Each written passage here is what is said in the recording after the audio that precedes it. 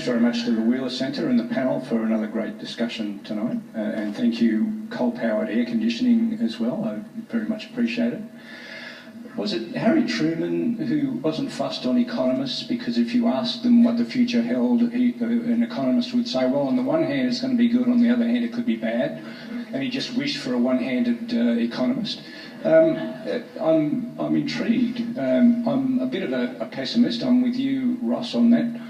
Can I get more optimism from John? Can you give us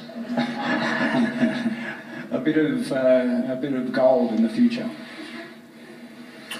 Well, it is a sort of a temperamental issue, I suppose, as much as anything else. I do like to be convinced. If we're going to have a very pessimistic view about the outlook, if we are going to say the country's going to rack and ruin, and we've been very complacent, feckless, we need to pull our socks up and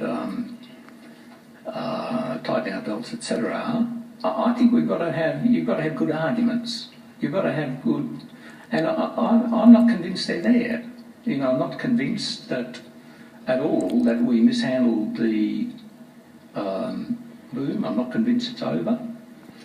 I'm not convinced that as a country we've become complacent.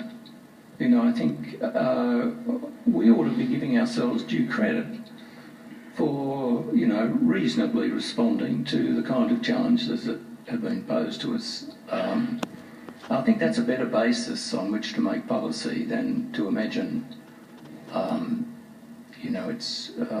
it's collapsing on us. Well, I think we should be realistic about the problem so that we can deal with them and stop them overwhelming them, deal with them so that we stop the economy collapsing from